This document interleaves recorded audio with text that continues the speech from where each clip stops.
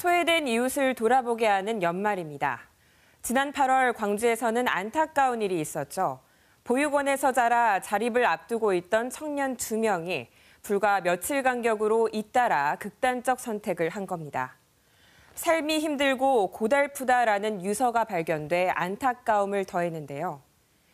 양육시설에 살다 나이가 차면 보호가 종료돼 의지와 상관없이 자립해야만 하는 아동을 보호종료 아동이라고 합니다.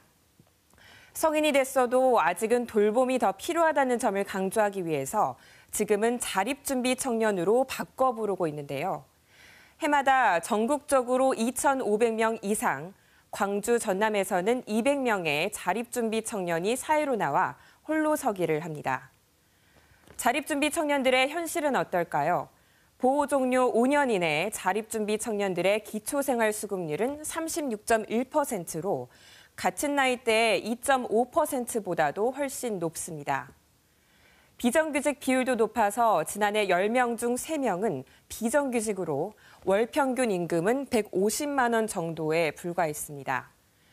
또 자립준비 청년 가운데 최근 1년 내 질병을 앓았던 10명 중 4명은 치료비가 없어서 완전히 치료받지 못했다고 답했는데요.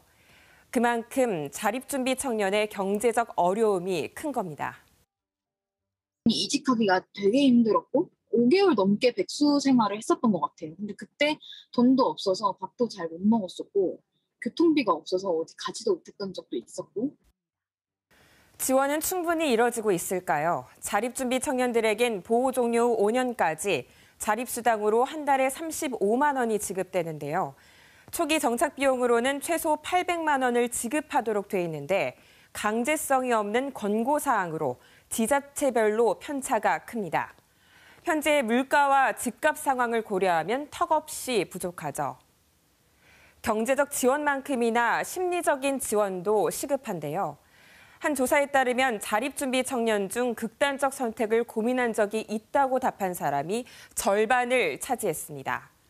주변에 의지할 수 있는 어른이 없다 보니 대처 방법을 모르기도 합니다. 자립준비 청년들이 고립감을 느끼지 않도록 일반 가정과 연계하는 등의 사회적 가족제도 마련 필요성이 제기되는 이유인데요. 사회적 가족 제도를 만들어 주셨으면 좋겠어요. 아이를 위로해주고 또 사랑해주고 그런 관계를 통해서 아이가 이 세상을 살아갈 만하구나, 또 나를 믿어주고 나를 인정해주는 어른이 있구나라고 생각해서. 잇따른 비극적인 사건들 이후 정부도 광주시도 곧바로 대책들을 내놓았죠. 정부는 자립수당은 월 40만 원으로 올리고 초기 정착 비용은 최대 1,000만 원까지 올리도록 공고하기로 했는데요. 광주시도 주거시설을 최대 150호까지 늘리기로 하고 심리적 지원 등을 약속했습니다. 현재의 제도를 더욱 보완하여 성장, 자립, 동행의 3가지 방향으로 보호종료 아동 자립체계를 보완해 나가겠습니다. 자립준비 청년들에게 더는 올해와 같은 비극이 되풀이되지 않도록 누구보다 외롭고 두려울 수밖에 없는 청년들의 홀로서기가 내년에는 달라지길 바랍니다.